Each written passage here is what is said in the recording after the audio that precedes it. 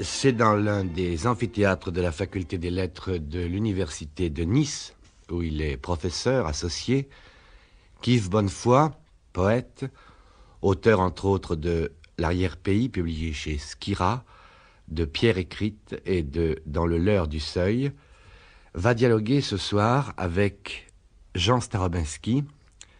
Jean Starobinski, qui est président désigné pour cette année-ci de la Modern Humanities Research Association de Londres, qui est aussi membre du conseil de la Fondation Ramuse à Lausanne et membre du conseil de rédaction de Diogène et de la Nouvelle Revue de Psychanalyse.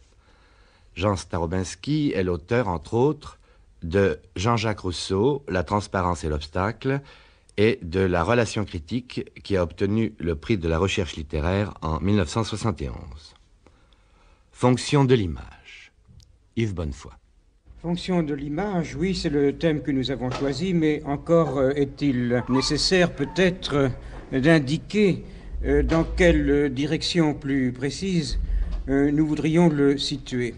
Et je crois que de ce point de vue, le plus simple, c'est que j'évoque un ouvrage dont la publication récente m'a donné pour ma part l'occasion de penser un peu à ce problème de l'image, en particulier dans les arts plastiques. Je pense au livre de Georges Dutuit qui s'appelle Représentation et présence, un livre qui recueille la plupart des essais que Dutuit avait écrits dans les années 30, et le contenu même de ces essais nous met sur la voie d'une certaine conception de l'image que pour ma part je récuse, et qui est donc pour nous peut-être d'emblée l'occasion d'une définition un peu concrète. Voici chez Dutuit de quoi il s'agit. Il déteste l'art italien, il déteste l'art grec, il considère que toutes ces traditions artistiques de l'Occident ont commis tour à tour le péché de la représentation, c'est-à-dire se sont aliénés dans une imitation, une reproduction des choses de notre monde, au lieu de se donner librement à un acte de participation entraînant les réalités de l'univers dans une sorte de fête dont l'œuvre d'art serait le centre. Et il a trouvé dans l'art byzantin, par exemple, des lieux où des évocations très schématiques et aussi très intenses, très lyriques, des choses du monde, aidaient à constituer précisément une sorte de place où on peut respirer mieux, vivre plus profondément, s'élever même, dit-il, à un acte supérieur de l'exister, qui est de participer du divin. Voilà ce qu'il oppose à notre tradition mimétique. Et il a retrouvé dans le fauvisme, assez bizarrement, une sorte de recommencement de cet art de la participation directe. Il aimait beaucoup l'œuvre de Matisse.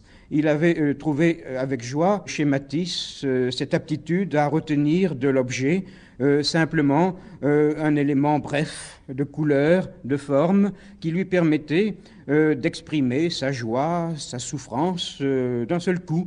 Nous rions jaune, disait-il, nous voyons rouge quand nous sommes en colère. Eh bien, les réalités de ce monde doivent nous déléguer le jaune, le rouge, ou tel rythme précipité ou ralenti pour nous permettre de faire émerger de nous-mêmes notre joie, notre colère, notre souffrance. Et l'art doit donc emprunter au monde, mais non le reproduire.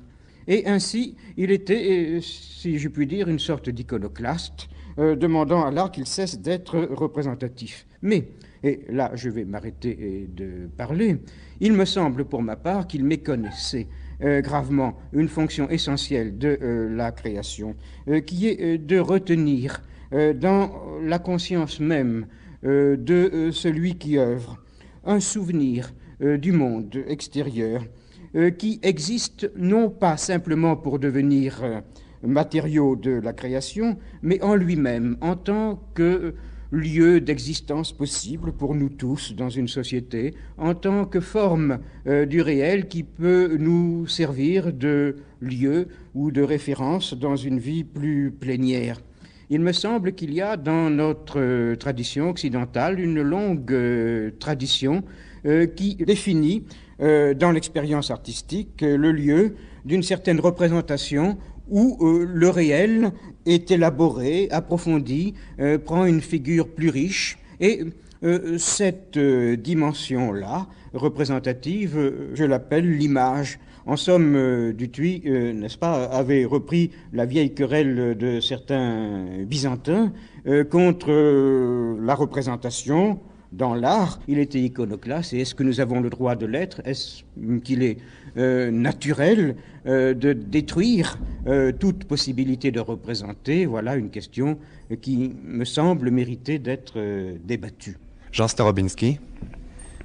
Oui, il me semble que la thèse de Dutuy est tout à l'avantage du surgissement, de l'apparaître dans son bon surprenant, dans le frisson aussi qui nous est communiqué par l'apparaître, alors que l'apparence stabilisée, l'apparence déjà constituée et objet d'une simple imitation, est pour lui quelque chose où prévaut finalement dans l'art le substitut, la lieutenance d'une image qui tient place de quelque chose de plus grand et d'ontologiquement plus fort. La querelle de Dutuy est au fond une querelle malgré tout platonicienne, où ce qui est accusé, c'est ce qui est ontologiquement moins fort, ce qui est ontologiquement dégradé, ce qui est le supplément, au sens où Rousseau emploie ce terme, ce qui tient lieu de la présence. Sauf que Yves Bonnefoy Dutuy serait sans doute défini lui aussi contre Platon, parce qu'il aurait volontiers pensé qu'un intelligible, une conception du suprêmement réel ramené à un essentialisme cautionne précisément cette peinture italienne, par exemple, qu'il détestait. Mais ceci étant, c'est bien au-delà de Dutuy, sans doute, que le problème de l'image se pose. Et la dernière référence que, pour ma part, j'aimerais faire à cette pensée, c'est qu'au fond, détruire, comme il le fait, l'idée de la médiation implique que nous sommes capables de sortir de la médiation, que nous sommes capables d'exister dans une immédiateté qui ferait surgir le monde dans son être le plus profond, à volonté et dans l'instant, alors qu'il est bien évident, à mon sens, que nous sommes des êtres médiates, pour qui la médiation est un fait, un lieu, et n'est-il pas vrai que l'art, du coup, doit en tenir compte? Jean Starobinski. Oui, je crois, si j'interroge l'étymologie du mot « image », et je m'adresse pour cela à l'admirable livre d'Ernoult et Meillet, qui est le dictionnaire étymologique de la langue latine, je m'aperçois que « imago », qui veut dire image avec tous les sens du mot français, mais par la suite représentation, portrait, fantôme, fantôme d'un défunt, apparence par opposition à la réalité, que ce mot imago, on peut le référer à un verbe à radical im, qu'on ne connaît pas, dont il serait dérivé comme vorago est dérivé de voro, et de ce verbe existe le fréquentatif imitor, et cela me paraît très riche d'enseignements, que ce soit précisément un fréquentatif, et qu'imiter, c'est répéter le geste d'imiter, c'est répéter un geste de redoublement. Et l'image serait essentiellement le redoublement de quelque chose de préexistant. Mais à côté du concept ou de la notion d'image, il y a celle de figure, et qui, elle, nous fait remonter à un acte créateur décisif, fingeré, qui est l'acte du potier, qui est l'acte du pétrisseur, qui donne forme à quelque chose par une décision où finalement son énergie intérieure se manifeste. Et là, il y a quelque chose qui n'est pas second, qui n'est pas astreint à la fidélité à l'égard d'un modèle, mais qui pose l'être dans un geste créateur, dans un geste premier. Yves Bonnefoy? Il me semble, en vous écoutant, que ces deux notions, celle d'image et celle de figure, rapportées comme vous l'avez fait à leur sens étymologique, dégagent tout de suite deux dimensions de l'acte de création dans les arts plastiques.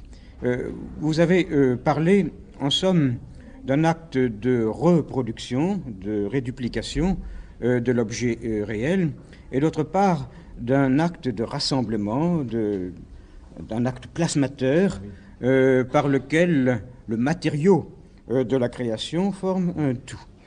Or, je vois que, par exemple, dans la pensée platonicienne de la création artistique, il met en garde à chaque instant l'artiste contre l'illusionnisme, le faux-semblant, qui laisse trop grossièrement le spectateur en tête-à-tête avec un objet emprunté au monde extérieur, et il recommande de s'élever à la prise de conscience de la convenance réciproque des parties dans l'œuvre, à l'idée de l'harmonie qui régit les rapports entre réalités par vocation profonde intelligible.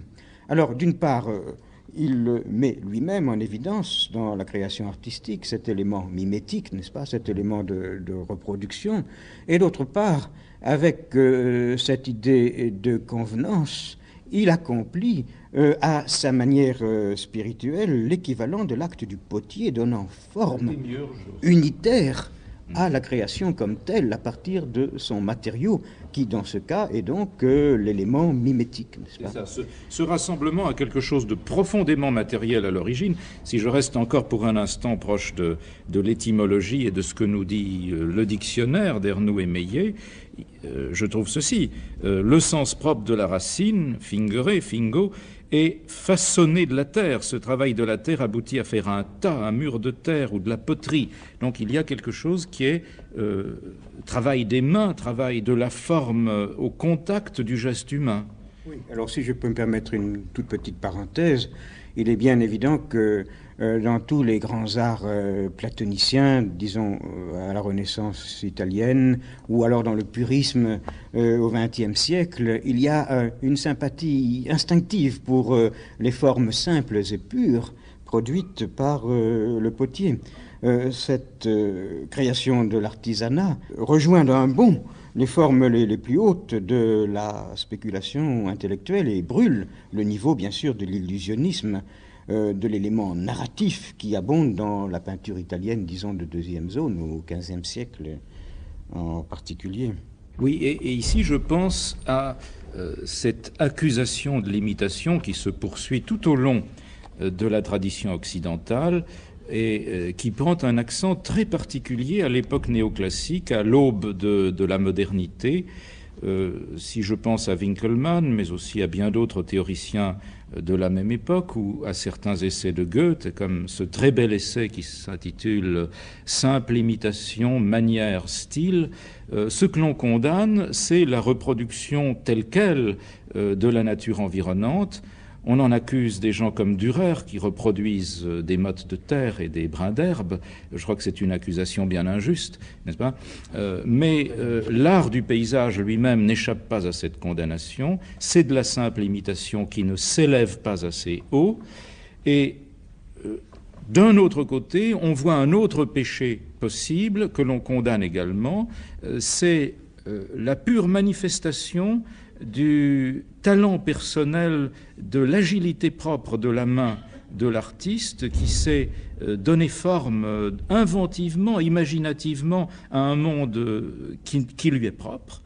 C'est la maniera des Italiens, celle où s'exprime le particulier d'un individu, le génie particulier d'un individu, et où la nature est perdue, où le monde est perdu.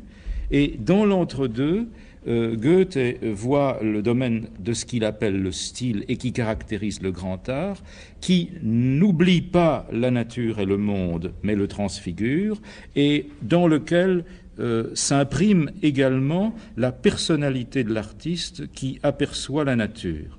Il y a là quelque chose comme un équilibre entre l'excès d'objectivité et l'excès de subjectivité, tous deux condamnables, mais ceci aboutit quelquefois à des formes un peu froides, à une élégance à la fois irréelle et insuffisamment pure.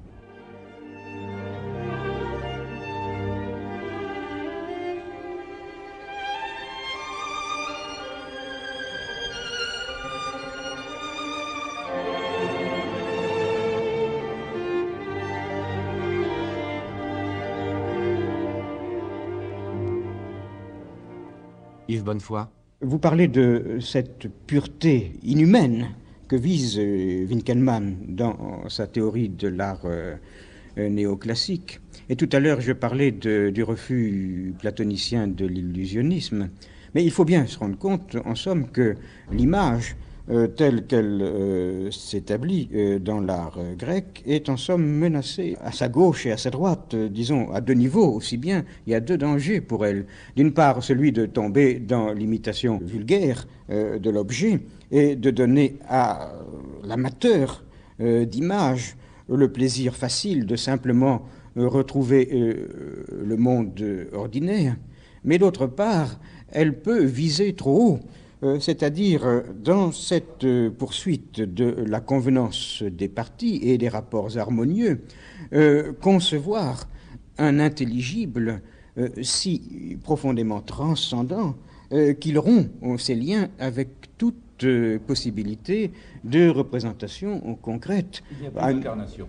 Il n'y a plus aucune incarnation. À nouveau, dans la Renaissance italienne, on sent bien que le nombre devenant musique, grâce à la perspective, dans certaines représentations, a son lieu naturel au-delà du visible, si bien que la peinture se nie elle-même. Heureusement, les Italiens de la Renaissance n'étaient pas trop des philosophes, tandis que chez Winckelmann, il me semble que c'est quand même la philosophie, la réflexion métaphysique qui domine sur la pratique de l'art. Non, il y a quelque chose qui peut être insuffisant si on l'entend comme directive pour le créateur dans sa pensée, devient au contraire impressionnant comme démarche philosophique si on le rabat sur le plan de la connaissance intérieure du monde et se découvre, disons, plotinien, n'est-ce pas, dans un rapport avec l'un, au-delà de l'être, qui est riche, vrai, et profondément ancien dans notre tradition occidentale. Jean Starobinski. Ce qui est curieux chez Winckelmann et chez nombre de théoriciens néoclassiques, c'est la façon farouche dont ils récusent un art sensuel, un art de la couleur, un art qu'ils estiment trop épidermique, trop voué au plaisir fugitif. Avec cela, ils renvoient à la fois Boucher, Fragonard et Chardin, et bien d'autres peintres encore, Rubens certainement aussi, pour vouer le peintre à une poursuite d'archétypes qui soient tout ensemble les archétypes de la pureté mentale et ceux de la liberté morale. C'est ce qui fait que les artistes de la Révolution ont pu adopter cette idéologie ou cette esthétique et créer cet art que Baudelaire admirait, qu'il considérait comme un art amer et despotique comme la Révolution française. Mais cela donne finalement un art de l'emblème intellectuel beaucoup plus qu'un art de la présence charnelle et de la présence incarnée des objets et des êtres. Yves Bonnefoy. Oui, le problème, c'est que peut-être pour vivre d'une manière satisfaisante cet élément intelligible dans la création plastique, il ne faut pas perdre le contact avec la réalité naturelle, du sein de laquelle peuvent remonter les formes sensibles, nourricières d'une pensée vraie, de l'essence.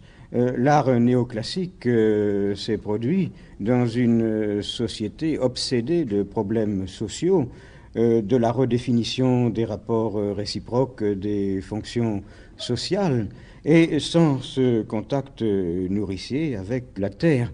Pour reprendre cette notion de l'image qui nous occupe aujourd'hui, il me semble qu'il faut introduire une notion qui me paraît indispensable pour justement réintroduire la terre, et qui est celle du sacré.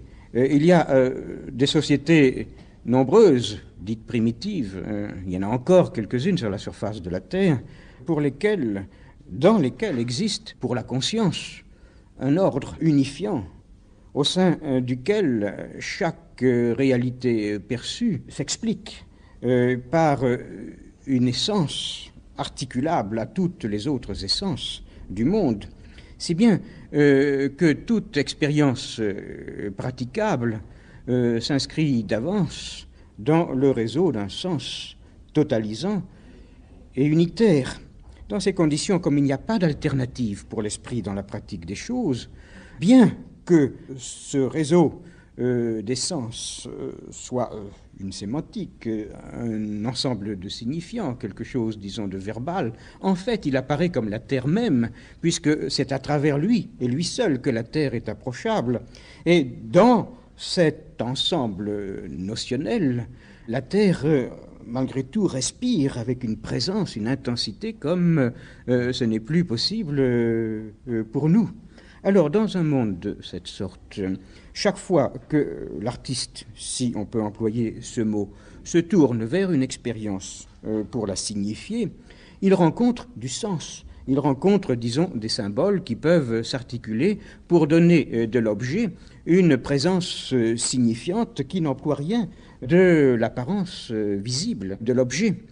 L'apparence, comme nous la connaissons, cet élément matériel, ce grain des choses, cette couleur, cette qualité formelle, n'apparaît que dans la mesure où il y a des brèches dans ce réseau du sens. Et elle apparaît comme l'impensé même, n'est-ce pas, de la Terre qui ressort, mais qui aussi bien se sépare du sens. Et à ce moment-là commence pour moi le lieu de l'image. Oui, je dirais que dans ces systèmes mythiques ou ces systèmes sacrés que vous évoquez, le monde fait l'objet d'une interprétation telle qu'il est intégralement interprété. Il fait partie d'un discours intégral et il n'y a pas de résidu ininterprété. Or, peut-être à partir de Socrate, peut-être à partir des Grecs, mais en tout cas pour nous aujourd'hui, il n'est pas concevable qu'une interprétation du monde soit une interprétation sans résidu, sauf chez ceux qui ont besoin de retomber dans une forme ou une autre de foi incontestable. Mais je crois que ce qui marque l'âge moderne, c'est que toute interprétation est une interprétation partielle qui laisse un résidu ininterprété, qui appelle un nouveau langage interprétatif. Et il me semble que ça se discerne, ça peut se discerner également dans le domaine des arts. C'est vrai même pour ceux qui ont, comme vous disiez, une foi, car la foi n'existe aujourd'hui qu'à la condition de se retirer de l'extériorité et de s'établir en profondeur comme une expérience inentamable par rien qui vienne du monde matériel, du monde des phénomènes. Mais l'image, dans son origine, se situe peut-être à ce moment que vous évoquiez tout à l'heure, où, en fait, chez les Grecs, le monde matériel, dans sa nécessité, dans son objectivité, se révèle comme excédentaire par rapport à un réseau du sens. Du coup, le monde apparaît, produit de l'apparence, et cette apparence coïncide précisément avec de l'impensé, avec quelque chose qui rompt d'emblée l'unité. Alors, mon idée, c'est que l'art grec, comme tel, est la première grande production d'images dans le monde de l'art, dans la mesure où, obligé à vivre au sein de l'apparence, et, disons en peinture, au sein de la représentation, l'artiste grec tend, par nostalgie, à recréer métaphoriquement, vicairement, en somme, cette unité qui ne peut plus vivre dans l'existence ordinaire. Et l'image, eh bien, c'est la tentative de recomposer en rêve, en somme, avec l'aide de l'apparence, ce qui autrefois était unité, dans un réseau intelligible qui, lui, d'emblée récusait l'idée même de l'apparence, voyez-vous. Oui, à la fois une tentative de récupération de ce qui était harmonie, et d'autre part un jeu avec la superfluité même de l'image. Vous faisiez allusion tout à l'heure à l'illusionnisme de l'art grec, à ces raisins que les oiseaux prennent pour de vrais raisins, à ces voiles qu'on a envie de soulever, à ces rideaux qui ont l'air d'être de vrais rideaux, bref, au trompe-l'œil.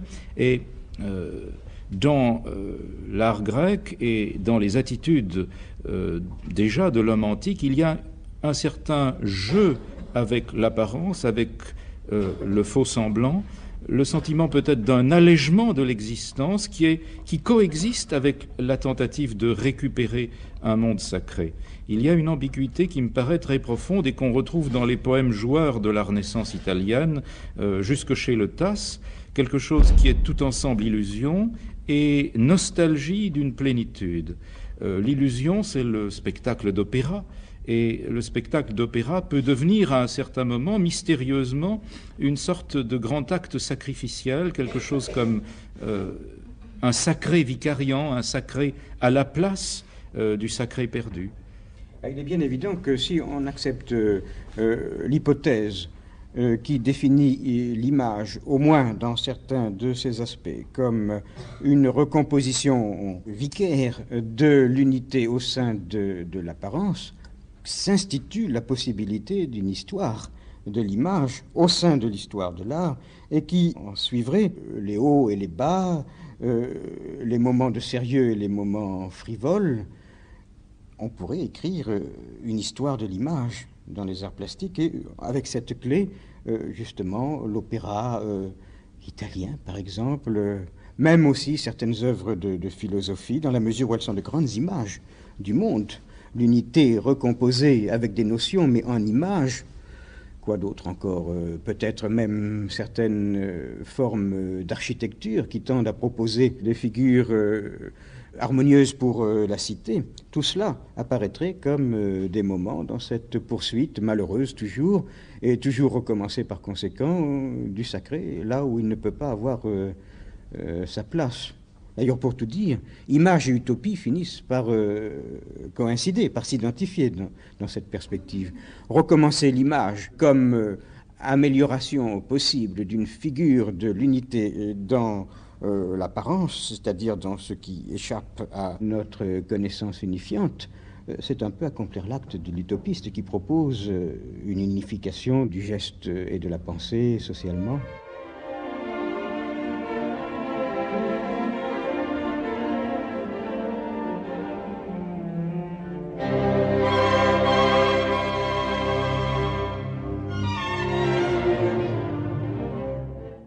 Je vous rappelle que c'est dans le cadre d'un amphithéâtre de la Faculté des Lettres de l'Université de Nice, qui nous offre ce soir l'hospitalité, qu'a été enregistré le dialogue que vous écoutez et qui réunit le poète Yves Bonnefoy, qui est aussi professeur associé à l'Université de Nice, et l'écrivain Jean Starobinski sur le thème « Fonction de l'image ».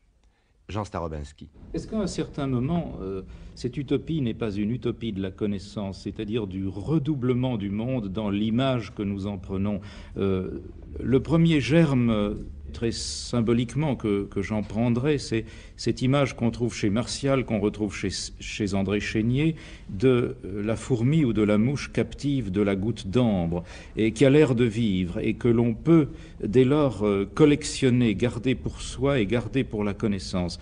Bientôt viendront les grands répertoires, les grands herbiers, les grands répertoires des espèces animales. Le siècle des Lumières, c'est le siècle de l'inventaire de la nature, et ces inventaires sont des inventaires imagés qui prolongent d'une certaine façon les inventaires du Moyen-Âge. L'image vient se déposer ainsi dans le grand livre du savoir. L'image est ainsi pétrifiée ou immobilisée pour la connaissance. Il y aurait là tout un royaume de l'image dont il faut peut-être parler. Elle garde ses pouvoirs poétiques, parce que ce qui au début semble être de la science, disons l'effort d'inventaire des grands naturalistes, au bout de quelque temps se révèle poésie, en ce sens que, reconstituant le monde au sein d'une image, cette image finit par jouer sa fonction d'image, qui est de proposer un monde unitaire, par conséquent supérieur à notre monde. La science du passé, eh bien, par opposition à la profondeur inexplorée de l'univers, c'est un monde clos, un monde cohérent et suffisant. Et dans ces conditions, c'est un sacré qu'on n'a pas vécu, qu'on n'a pas eu la chance de vivre au moment où il se produisait, qui était sans doute inhabitable, mais qui finit par se révéler comme tel et du coup devenir œuvre d'art. C'est pour ça que nous nous retournons vers Buffon, je suppose, par exemple, même pour le lire, comme on pourrait le faire vers un poète. Injustement, sans doute, pour toute une bonne part de son effort. Je pense à ces livres encyclopédiques du XVIIIe siècle qui comportent souvent tant de cartes ou tant d'images de fruits et d'animaux exotiques. Et je pense aussitôt à ce vers de Baudelaire, pour l'enfant amoureux de cartes et d'estampes. C'est un monde du sacré qui est un monde d'images et qui représente un passé plus profond même que celui que figurent les cartes et les estampes. Oui, et en fait, dans la poésie française, au XIXe siècle, à l'origine de beaucoup de poètes, on trouve justement cette rêverie devant, très spécifiquement, des images. Pas devant l'œuvre d'art comme telle, avec, disons, sa qualité plastique, ses rythmes, etc., mais devant des images, c'est-à-dire le contenu transitif de l'œuvre, son pouvoir de référer à un monde autre que l'on peut rêver librement comme supérieur. Vous citiez Baudelaire, on peut citer aussi bien Rimbaud, quand il écrit dans un des poèmes des Illuminations, dans la grande maison de vitres encore ruisselante, les enfants en deuil regardèrent les merveilleuses images. Il est là dans sa ville, Charleville, monde étroit, étouffant pour lui, et l'image est la fenêtre, non pas sur le dehors physique, mais sur un lieu transcendant où il peut s'imaginer vivant mieux, changeant ses rapports avec les autres, bénéficiant d'une vie changée. Lautréamont aussi, je crois, on pourrait trouver dans les Chants de Maldoror les traces de cette expérience première des images. Peut-être cela tient-il en particulier à cette ambiguïté extraordinaire et fugitive du XIXe siècle, par laquelle des représentations qui pour nous aujourd'hui existeraient comme photographies étaient produites dans les magazines par la gravure sur bois, hâtivement exécutée, mais avec donc malgré tout un caractère de style personnel s'ajoutant à l'objectivité du monde pour produire quelque chose qui a à la fois l'air d'être réellement existant ailleurs et en même temps le produit d'une conscience d'homme. Et je suis frappé par le fait que ce sont des enfants en deuil qui regardent les merveilleuses images. Et si je poursuis un peu cette interprétation, peut-être aventureusement, une interprétation de cette phrase de Rimbaud, je me demande si l'image n'apparaît pas très précisément pour masquer, couvrir le vide d'une absence, si l'image n'est pas comme tenant lieu d'une présence perdue, mais d'autant plus précieuse qu'elle tient lieu d'une présence perdue. Et ceci me fait penser cette fois à un autre poème, c'est Le Cygne de Baudelaire, où apparaît Andromaque, mais Andromaque en Épire, ayant épousé Hélénus, et reconstituant autour de la ville où elle réside le paysage de Troie, le faux Simoïs, les portes C. C'est le passage de Virgile auquel je pense maintenant, mais auquel Baudelaire pensait quand il a écrit Le Cygne, auquel je fais allusion. Il y a donc dans l'exil la privation, la frustration, le manque, la nécessité presque impérieuse de recréer ce qui a été perdu, dans refaçonner l'image, de recréer même tout un paysage, les portes de la ville de Troie, le tombeau d'Hector, ce qui fait qu'Andromaque, dans Le Cygne, apparaît à un certain moment comme auprès d'un tombeau vide, en extase, courbé. Le tombeau vide est là pour masquer une absence, mais en son centre même, il y a encore une absence. Il couvre le vide, il dissimule le vide de ce qui a été perdu, mais il ne peut pas le dissimuler de façon complète, définitive. Il contient le vide encore en lui-même. Yves Bonnefoy. Les enfants sont en deuil parce qu'ils ont perdu le sacré, ils ont perdu l'unité. Ils sont en deuil de l'ordre, exactement comme ailleurs dans la poésie de Rimbaud, il sera question de rendre à l'homme son état primitif de fils du soleil. Et l'image répare cette perte par la proposition d'un ordre fictif. Mais évidemment, c'est une absence. Le sacré signifié est un sacré impossible, un sacré inactuel. Et effectivement, c'est, je crois, l'expérience que signifie Baudelaire dans le cygne. Le tombeau vide, eh bien, c'est l'image comme telle, on pourrait le dire, d'autant plus que dans le même poème, vous vous rappelez, et je crois même dans la strophe qui précède, il dit, comment dit-il cela? Ainsi devant le Louvre, une image m'opprime, je pense à mon grand cygne, avec ses gestes fous. Tous ces mots sont très riches. D'abord, il dit que tout devient allégorie dans Paris, et quelle est l'allégorie possible que l'on peut obtenir avec le Louvre? Sinon le lieu des images, c'est le musée, non, pour lui déjà. Et dans ces conditions, eh bien, le tombeau vide, pour Baudelaire, je crois, c'est l'image comme telle, succédant dans le destin d'Andromaque à l'actualité du sacré, substitut du sacré, extase de l'art comme substitut de l'immanence de l'homme à un ordre sacré vécu.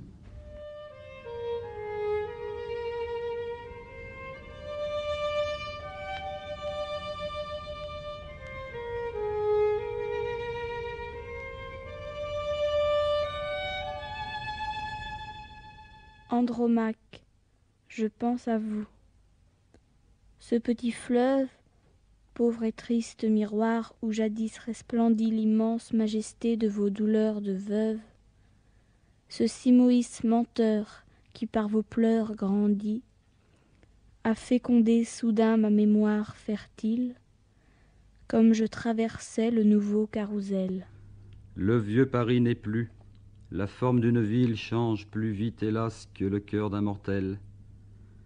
Je ne vois qu'en esprit tout ce camp de baraques, ces tas de chapiteaux ébauchés et de fûts, les herbes, les gros blocs verdis par l'eau des flaques, et brillant au carreau, le bric-à-brac confus.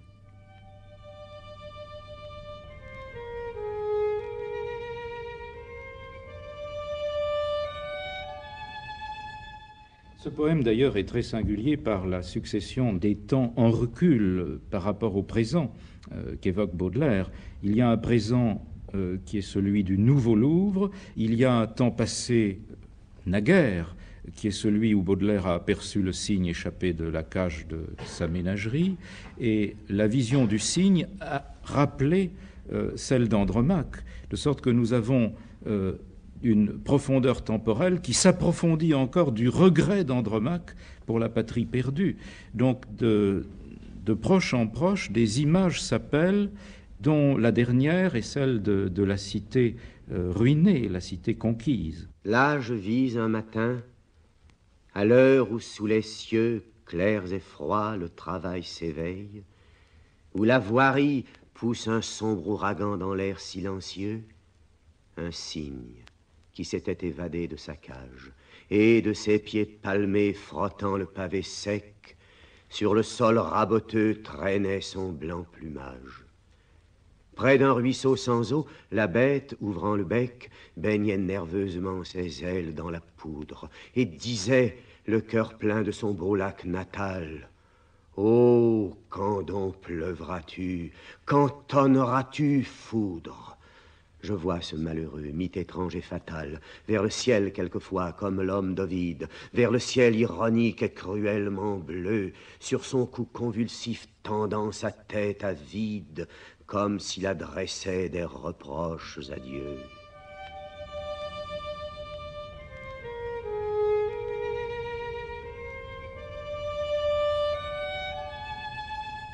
Et une chose qui apparaît aussi dans ce poème, et qui est une des grandes ambiguïtés de l'image dans son destin historique, c'est que Baudelaire la refuse. Il n'en est pas heureux.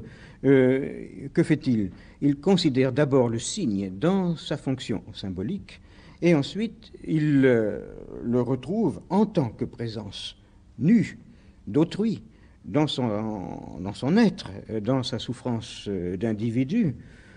pour un rapport avec lui qui transcende toute médiation d'image aussi profondément que la charité, disons, dans la tradition chrétienne, peut transcender toute définition individuelle.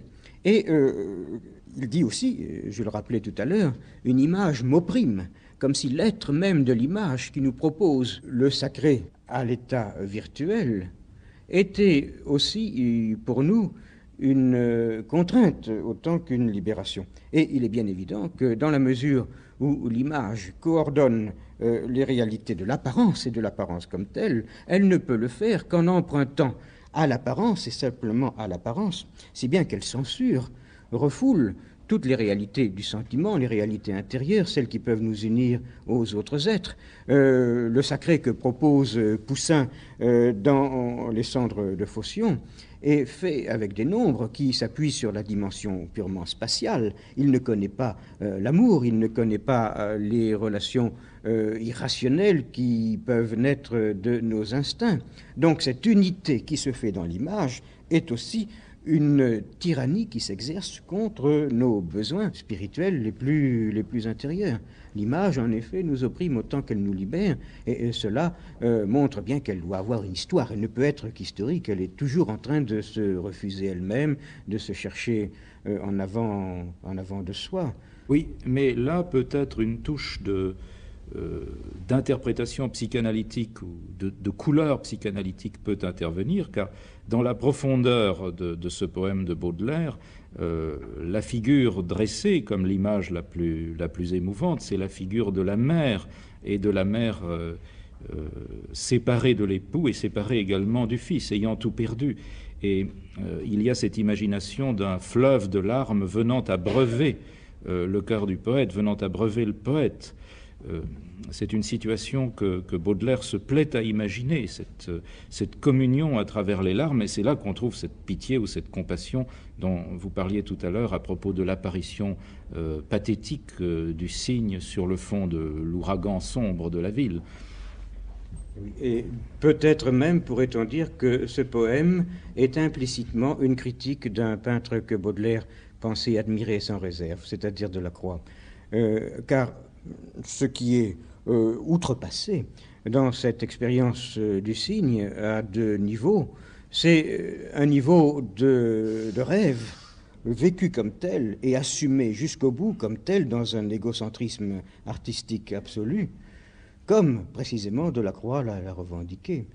Et peut-être là, Baudelaire avoue-t-il que sa poétique ne coïncide pas avec celle du peintre, ni même avec ce qu'il appelait son culte des images. Au début, j'aurais pu aussi donner comme grande référence à cette définition du mot image, la phrase fameuse, le culte des images, ma grande, mon unique, ma primitive passion.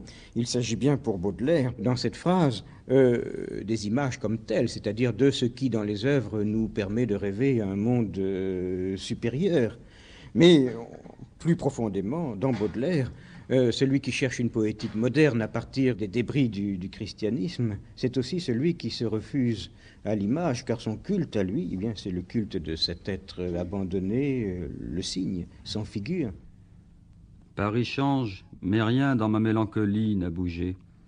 Palais neuf, échafaudage, bloc, vieux faubourg, tout pour moi devient allégorie, et mes chers souvenirs sont plus lourds que des rocs. Aussi devant ce Louvre, une image m'opprime. Je pense à mon grand cygne, avec ses gestes fous, comme les exilés, ridicules et sublimes, et rongés d'un désir sans trêve.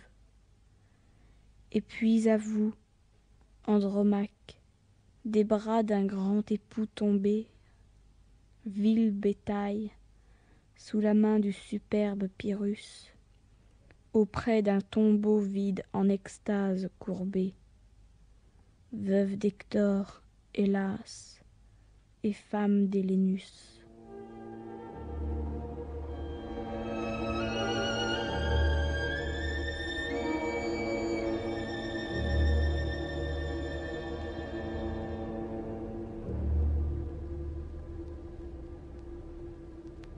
Jean Starobinski.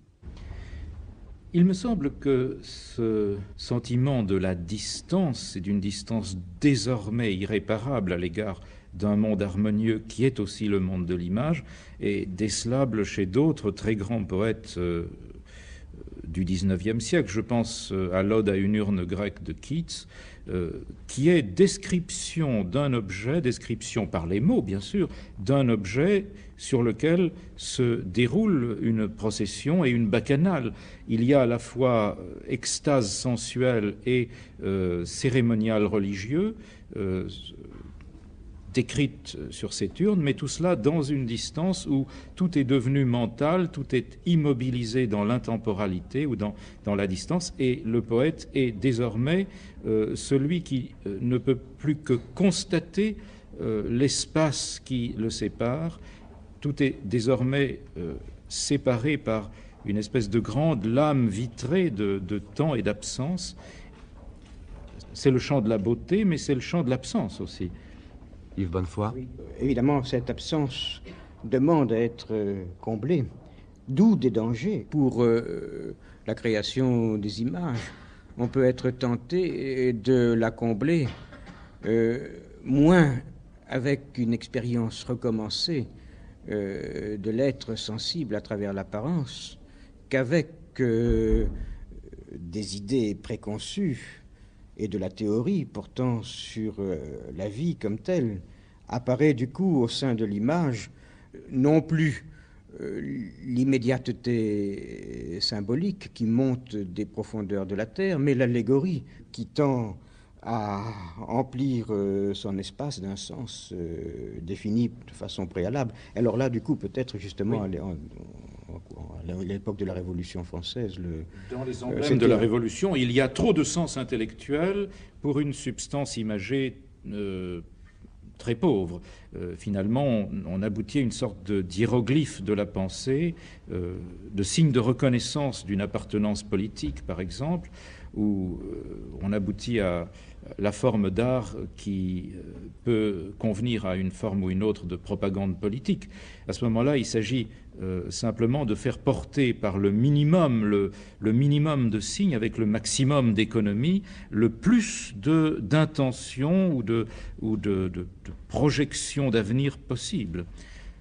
L'allégorie est une des maladies possibles de l'image. Et au fond, toute l'espérance associée par l'art à l'image repose sur le sentiment, on peut peut-être dire sur l'intuition, que cette apparence qui ne nous donne qu'une surface de l'être, et en particulier de l'être de l'homme, est malgré tout capable de répondre à un regard pénétrant par des informations profondes sur notre réalité d'être au monde, autrement dit, de combattre l'allégorisme immanent à notre pensée par la révélation de symboles profonds qui constituent comme l'économie dernière, l'architectonique dernière du réel, le grand art étant celui qui, dans l'horizon de l'image, s'ouvre à ce que Dutuit appelait, dans un autre contexte d'ailleurs, les basses profondes de l'univers, n'est-ce pas ? Les grandes sonorités spirituelles qui assurent les grandes dimensions de notre vie. L'apparence révélatrice de l'être aboutirait ainsi, qui sait, à une sorte d'image absolue qui serait notre lieu. Oui, là, sur ce point, Goethe a donné déjà quelques définitions qui sont très belles, disant en substance, dans l'allégorie, l'image est présente, mais elle est présente pour désigner une réalité mentale ou une pensée pour laquelle elle s'abolit, elle s'efface.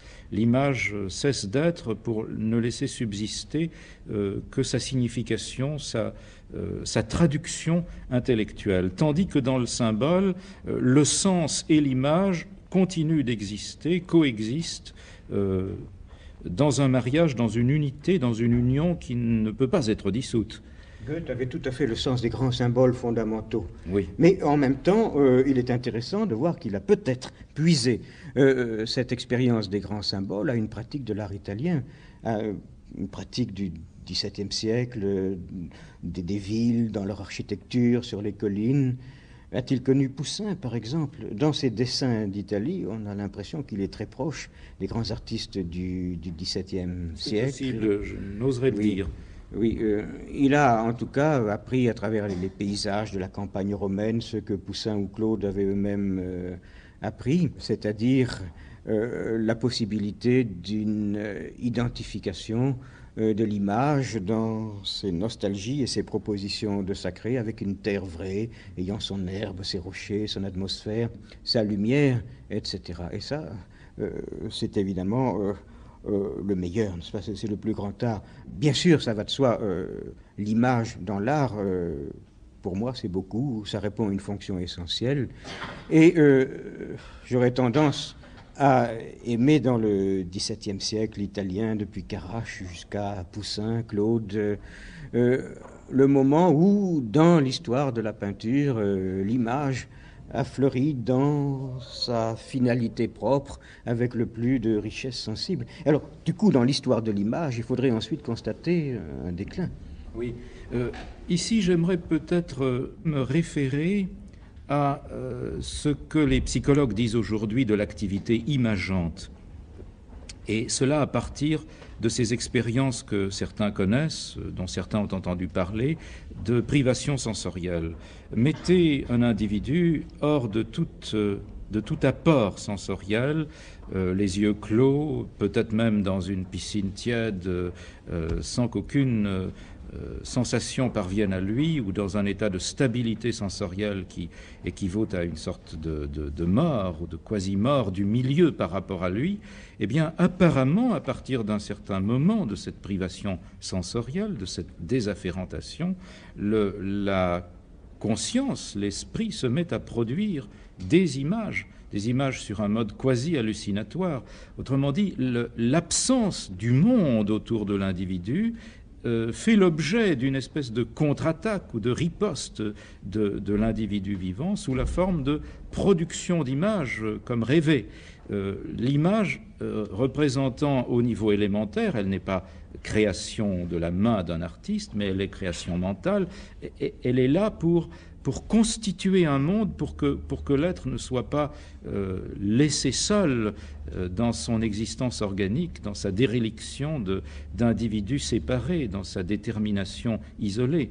Donc l'image, à ce niveau si fruste, a une fonction de survie, semble-t-il, n'est-ce pas, indépendamment même de la charge de sens qu'elle pourrait avoir. C'est une belle récusation empirique de l'art abstrait. L'homme ne peut pas vivre sans une sorte de monde ou un environnement avec lequel il se met spontanément en dialogue.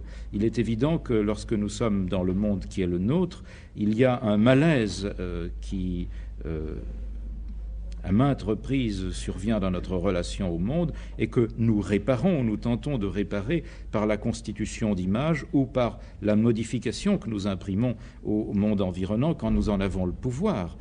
Et alors nous pouvons en changer le paysage, peut-être. Je pense à l'architecture qui est encore la figure, n'est-ce pas? L'architecture est figure du monde, ou s'ajoute à la figure du monde. Et elle est image dans le sens où l'homme est plasmateur et démiurge, constitue des images qui ne sont pas simplement répétitions, mais qui sont le prolongement de son propre univers, qui sont le perfectionnement possible, ou bien souvent aussi l'enlaidissement de son univers. Ceci étant, on voit bien aujourd'hui que pour qu'il y ait des images, il faut qu'il y ait un minimum de sens, de l'ordre sacré, et un minimum de croyance dans la possibilité d'organiser cet ordre et de lui trouver du sens. Et l'art contemporain a malgré tout un de ses caractères dominants dans le pessimisme, si je puis dire, devant l'image, le renoncement aux images, la parcellisation de l'image, le fait que, par exemple, dans l'œuvre de Beckett, cet exemple parmi d'autres, tout le travail du créateur tend à pulvériser ce qui pourrait prendre forme et constituer un horizon signifiant et satisfaisant. Beaucoup d'artistes ou créateurs de notre temps semblent identifier l'art à la négation, à la dénonciation de l'image comme inauthenticité. C'est qu'ils ont pris le parti non pas de réparer le mal dont nous souffrons, mais de le dénoncer en l'aggravant. Oui. En l'aggravant. Reste à savoir si cette dénonciation peut continuer trop longtemps sans précisément nous priver de la mémoire, de la raison pour laquelle elle existe comme telle. Et je voudrais que les images reviennent dans l'art, et je souhaite qu'elles le fassent.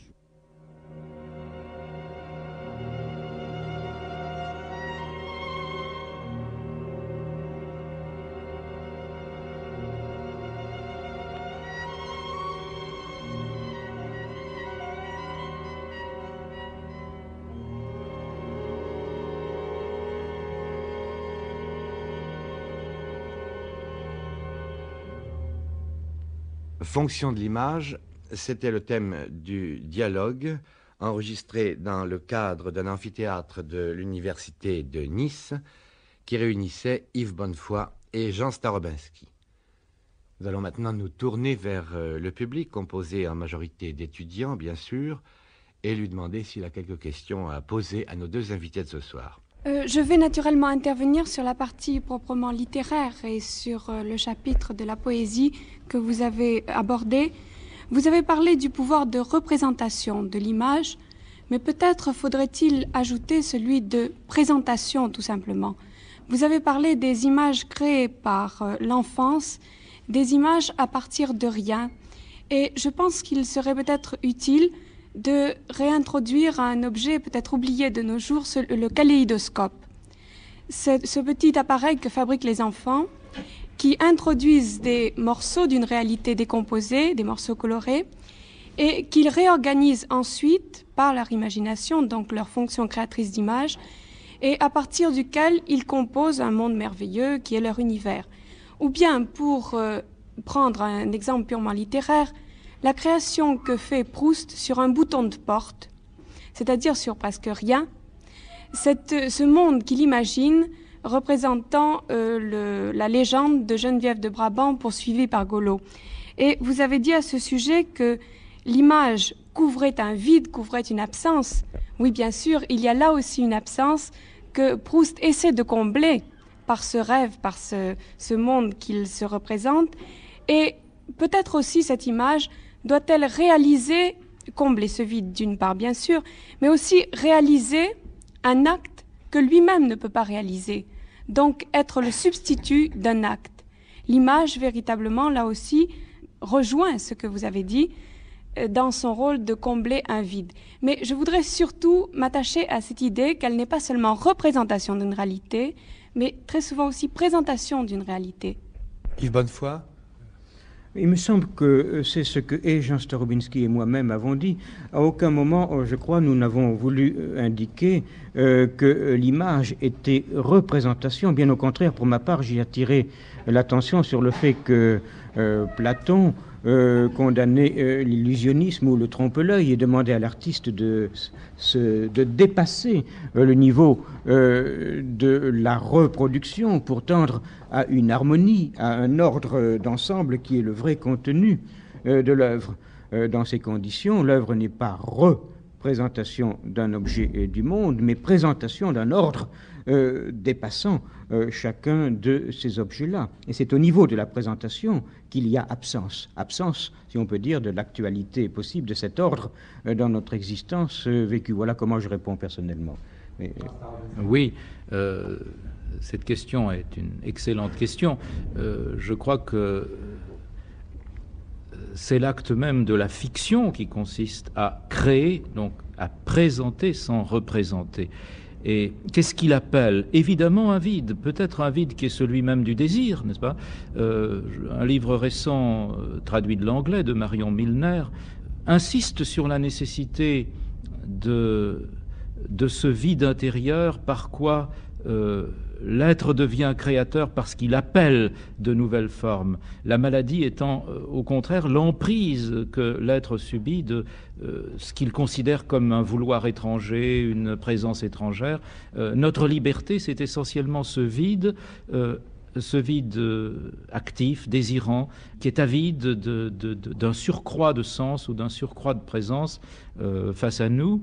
Et ce n'est évidemment pas avec de l'imitation que ce vide peut être satisfait, mais par du surgissement aussi, par une improvisation qui suit son cours à partir des pouvoirs qui sont les nôtres, de percevoir, d'enchaîner, de lier, de recomposer ce que nous avons pu antérieurement percevoir de façon ou recevoir de façon discontinue.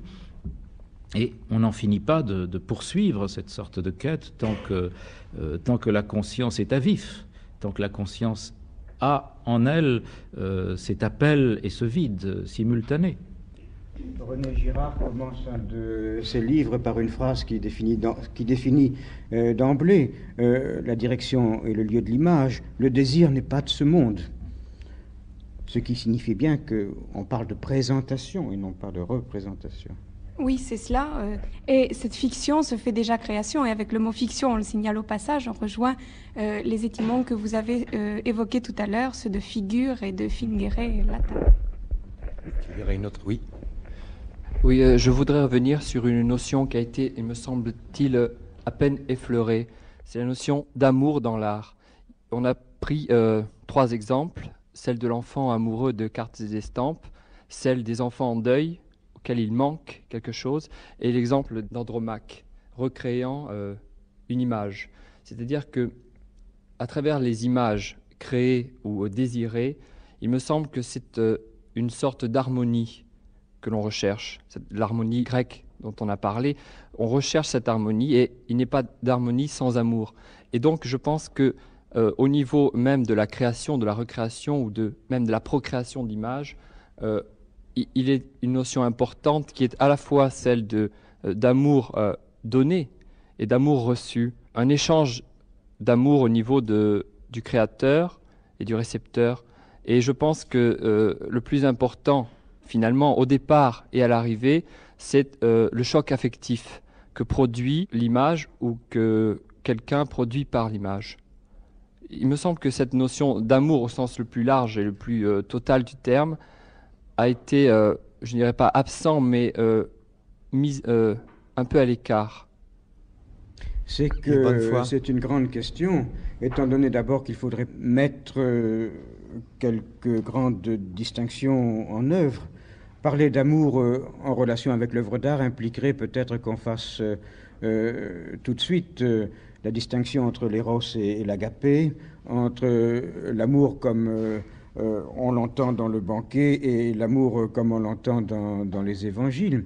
Par exemple, dans l'art grec, on peut suivre un mouvement de remontée spirituelle en direction du beau en soi, qui peut être défini d'un certain point de vue comme un acte d'amour. Mais cet amour-là serait récusé par le Christ comme une forme supérieure et subtile d'égocentrisme. L'amour chrétien étant un mouvement hors de soi et nullement cette sorte d'affinement d'un rapport à soi-même. Alors, du point de vue d'un amour projectif, d'une agapé, d'une caritas, eh bien, alors là, tout à l'heure, l'exemple de Baudelaire était évidemment frappant. Il récusait l'art, du coup, considéré comme l'élaboration d'une beauté toujours narcissique, et il demandait un rapport à autrui destructif de toute image, si nue, si intérieure, que c'est la réalité sensible elle-même qui s'efface comme un vain décor. Oui, c'est si vrai que dans le Cygne, après l'image d'Andromaque, qui est une image littéraire et classique, vient l'image de la négresse, vient l'image de... Je pense à la négresse amaigrie et phtisique. Oui. Ça, c'est le cœur du Sur poème. le fond de Paris, n'est-ce pas? Oui, mais l'idée de la beauté en soi que l'on recherche n'est pas forcément nécessaire dans l'image. Une image peut très bien provoquer un choc affectif tout en étant laide. Soutine, par exemple, cherchant ou Rembrandt, avec sa pièce de viande, ou Goya, dans certaines de ses gravures, cherchant à éveiller, en somme, la compassion par la présentation brutale du monde comme nous le vivons. Mais simplement, ça c'est une œuvre de l'art, mais ce n'est pas l'image. Peut-être au sens où nous l'entendions tout à l'heure, et je vous consens qu'on peut certainement introduire dans le tableau des possibilités artistiques cette reproduction alors du malheur humain ou de la précarité humaine comme incitation à un acte de compassion, de rencontre et d'amour. C'est un des autres pôles de la création artistique. D'autre part, une certaine beauté appelant l'amour dans l'image peut être le prétexte d'une idolâtrie. C'est l'étymologie même du mot idolâtrie, n'est-ce pas, que Proust à son tour dénoncera. Si Swann aime Odette parce qu'elle ressemble à un Botticelli, c'est le cas même de l'idolâtrie, n'est-ce pas? L'image intervient d'une façon insidieuse pour fausser le rapport réel entre créatures humaines. Et quand Baudelaire, dans Le Cygne, refuse le niveau de l'image pour rejoindre le cygne comme individu dans la misère de l'individualité, il accomplit très exactement un acte d'iconoclaste, exactement comme certains théologiens byzantins qui refusaient l'existence des images comme une sorte de perversion de l'amour que l'on doit donner à Dieu ou à autrui comme image de Dieu. Qu'il y aurait une troisième intervention? Monsieur Bonnefoy, vous avez fait maintes fois allusion à l'art de la Renaissance, le présentant comme justement comme un langage qui pouvait atteindre à une certaine universalité, en tout cas de l'expression. Ma question porte maintenant sur l'art abstrait. Qu'en est-il de ces représentations qui n'en sont plus justement, ces sortes de formes, de taches, de traits? À quoi est-ce qu'elles correspondent en nous? Est-ce qu'il n'y a pas là une impossibilité d'universalisation, c'est-à-dire un pas très, très engagé de l'individu qui s'exprime, non pas au nom d'une collectivité, mais en fonction simplement de son propre système de représentation, c'est-à-dire de son univers mental éminemment personnalisé? Oui, je crois qu'il est très dangereux de proposer des explications d'ensemble en matière d'expérience artistique, et je me sens bien incapable de proposer pour ma part une analyse de l'art abstrait. On peut simplement y entrevoir certaines dimensions, et il est bien évident qu'on peut y voir en particulier les traces d'activité qui existaient dans la peinture, disons, avant que l'art abstrait comme tel ne se manifeste. Jean Starobinski vient de dire que c'était le passage à la limite de la manière. Et c'est parfaitement juste. Une manière tout d'un coup délivrée du prétexte qu'elle était encore avant obligée de prendre dans le monde réel, le geste pur de l'artiste tout à fait libre de n'être plus que lui-même. D'un autre point de vue, on peut dire aussi qu'il y a dans l'art abstrait, disons dans l'ensemble des œuvres abstraites qui existent, des traces de l'image, au sens que je proposais moi-même, c'est-à-dire de recomposition d'un ordre à l'aide des matériaux de l'apparence. Car s'il s'agit précisément de faire apparaître un principe d'unité et d'harmonie parmi les éléments du monde sensible, eh bien, que fait d'autre Mondrian? Il ne fait que revivre sur la toile cette musique qui est le fond, en somme, de l'effort spécifique de l'image. Et on peut dire que les Mondrian disons de 1913, ceux d'avant la guerre de 14, qui sont des compositions extrêmement musicales, de forme et de couleur, encore suffisamment sensibles pour qu'on puisse les considérer comme des passages à la limite de l'expérience du monde extérieur, sont la forme ultime de l'image, l'essence musicale de l'image, donnant l'idée d'un sacré, mais renonçant à dissimuler cette absence que Jean Starobinski disait tout à l'heure, qui est au cœur de l'image. Mais bien entendu, cela ne rend pas compte de bien des aspects de l'art abstrait non plus. Oui, alors justement, pour essayer de rendre compte des limites de cet art abstrait, est-ce que ça n'est pas à ce moment-là que l'intervention de la parole se fait nécessaire, c'est-à-dire une recomposition de l'univers présenté au regard par la parole, une recomposition en image? C'est là qu'intervient tout discours critique ou tout discours Parlez-vous d'une description de l'œuvre abstraite par une parole qui ne peut que rendre en somme cette peinture concrète, c'est-à-dire figurative? À la limite, oui.